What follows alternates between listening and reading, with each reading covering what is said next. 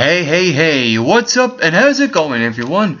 Well, I'm so glad that you have took your time to spend with me right here today on the MRB Wrestling Review Show. I am your co-host of the show, Mike McRock Wilson, and NXT from the Full Sail University in Orlando, Florida took place just one night ago, and it was aired tonight. It didn't air for some weird reason on television because of stupid baseball, but oh well. But I'm here to give you my review and the results of tonight's NXT show. The show started off with Enzo Amore and Colin Cassidy in a tag team match against Alexander Rusev and Scott Dawson, along with their manager Sylvester Lefort. And I really like Sylvester Lefort. I'm on board with this new style manager character that could be the next, $1 million man, Bobby the Brain Heenan, Paul Heyman kind of guy, where he kind of, he looks like a wrestler, but in a way he's actually a pretty good manager. The way he speaks is pretty good. He's always talking about the money. It's very Ted DiBiase-like.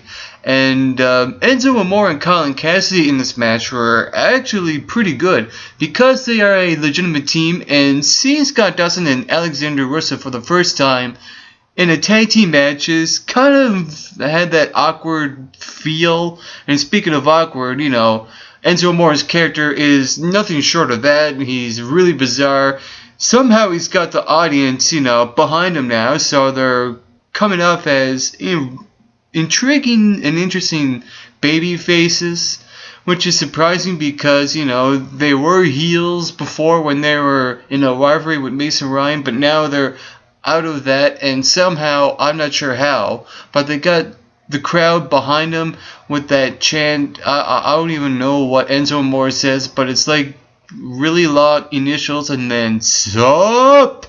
It's something weird like that, and somehow the audience is like on board with his chant, and as well with his tag team. It feels like Enzo Amore and his bodyguard, because he's a 7-foot tall guy, and those two guys work very well with each other. They have great chemistry, and with that being said, I kind of question the chemistry between Alexander Rusev and Scott Dawson, because Alexander Rusev is a huge guy who's very agile, and Scott Dawson is this ground and pound guy, and they really don't feel like a tag team.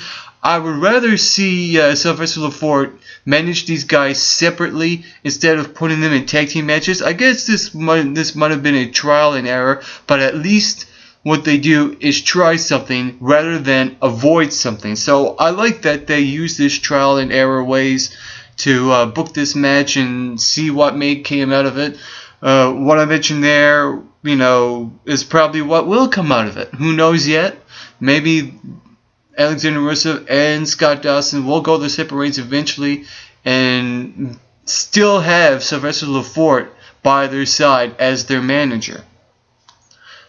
And the way the match ended, when Enzo Amore and Colin Cassidy won, they won by disqualification when Alexander and Rusev and Scott Dawson kind of lost track with the referee's 5 count when they were both in the ring, and they got disqualified and they got confused. So there's a little bit of a miscommunication problem going on in the ring, and I'm probably sure that the fans kind of got confused of what happened, and I played it back, and of course, there was a 5 count that the ref utilized, and really what happened was just poor communication with the end result. But everything before that was extremely pretty good, to say the least.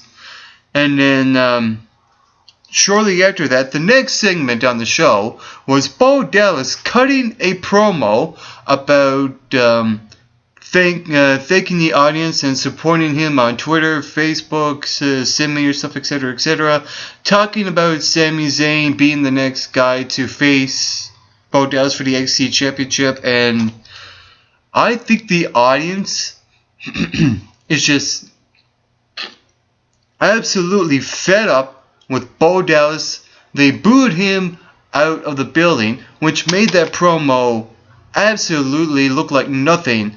And on top of that, the promo itself actually did suck. And the audience was a big part of that decision, as well as the way Bo Dallas was speaking. He wasn't believable, as he would say. So that promo that Bo Dallas really fell flat on NXT. So nothing really good came out of that. I hope that Sami Zayn, if you don't get called up now, be the NXT champion for a while. Take that thing away from Bo Dallas, because right now Bo Dallas just does not look good with the title. And you heard the audience chant, "Fix your pants." And he really should have fixed his pants. He should have seen what he was... I'm just not going to go any further beyond that.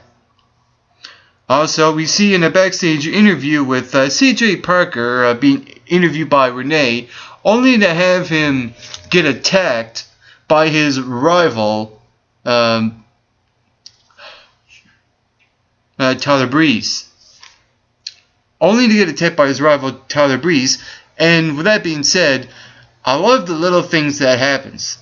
It's like the moment after, Tyler Breeze attacks CJ Parker, he immediately has his phone and takes pictures of himself. It's really reminiscent of, Fandango attacking someone and saying, "It's Fandango." And it's just one of those things that really, really makes you stand out amongst the rest of the NXT roster. I mean, Tyler Breeze is a guy that I'm on board with, and I think there's a bright future for him. So I'm really looking forward to see, next week's show, only on a couple of things that have happened on NXT, and one of those things is Tyler Breeze, the way he attacked CJ from behind and then taking the pictures. It's just flat out genius on the part of Tyler Breeze. And he's going to be, I hope, the next, heel to be, going up to the WWE Raw and SmackDown shows, hopefully. Now, time will tell, I can see, building up Tyler Breeze, for a few months on NXT before he gets to Raw and SmackDown. So, what NXT has to make sure of is that do not rush into building up his character. Do it slowly by slowly, like they're doing it with the Wyatt family on Raw and SmackDown. When they were on NXT, they were, building them up on NXT, and when the time was right, they went to Raw and SmackDown, and they're slowly building them up. I hope that for Tyler Breeze on NXT. Also last night, I thought was the match of the night. It was Paige going one-on-one with Sasha Banks in a non-title match. And based off, what we saw last week when Summer Rae trying to get in the head of Sasha Banks was, pretty interesting to add this element into the match. And the match itself was absolutely incredible. And the end result was Paige winning over Sasha Banks. And the interesting thing is, the loss really doesn't hurt Sasha Banks, because she can use that to benefit from this rivalry, and the way she sold her emotions were absolutely incredible. I mean, who wouldn't be upset to lose over the a championship, whether it's the NXT champ or the NXT Women's champ in this case, and just the attack Paige from behind and really get emotional and etc., taking it out on Paige. Everything throughout that match was absolutely incredible, and I'm on board with this rivalry with Paige and Sasha Banks. And then after that, we see backstage with Summer Rae and Sasha Banks, and them two kind of hugging it out, so to speak, and it kind of looks like, is this really happening? Has Summer Rae really gotten in her head, or is Sasha Banks making Summer Rae believe that she's got in her head? So it's just one of those things where you go, that was strange, that little backstage segment. But all in all, I thought that was the greatest part of NXT. That Divas segment with the match between Sasha Banks and Paige. Here's the interesting thing. I don't know if Summer Rae will be involved in the the match or matches that might be coming up with Sasha and Paige for the title, as long as they, fit into her in the story. So, like I said before, this is going to be interesting to say the least, and I'm on board with this rivalry for Sasha Banks and Paige for the Women's Championship. I can see Paige still retaining her title, and then have Sasha Banks focus on Summer Rae, because Summer Rae got in her head. So they kind of, I think that's where they might end up going in this rivalry.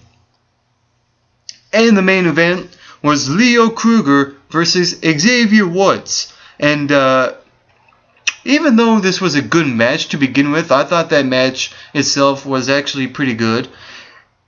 It's just the only thing I'll say is that I felt like these two guys had nothing to do, and so they just throw them in a match with very little build up. And in the main event on NXT, kind of, has that falling flat area. But, it was a good match, but just the build up to it, and it kind of ended quickly with Xavier Woods defeating Leo Kruger. So it kind of makes me wonder, okay, what's going to be exciting to see next week? The only thing I can see is the Sami Zayn probably retaliating from Bo Dallas's weak promo, and this thing with the Women's Divas Division on NXT. So other than that, that main event was probably not the way it probably shouldn't have went. It probably should have ended up in Leo Kruger getting disqualified to continue this rivalry. So I don't understand why Xavier Woods had to win that match over a 1 week little bit of a build up. It just kind of don't make sense why that main event had to be thrown in there in that time. I would have had it continued week after week, but what can you do? Oh well. But to end this review, I will say that Night of Champions is coming up this Sunday, and you will see my predictions for that event, as well as a review for Friday Night SmackDown. For the MRB Wrestling Review Show, I'm your co-host Mike Big Rock Wilson.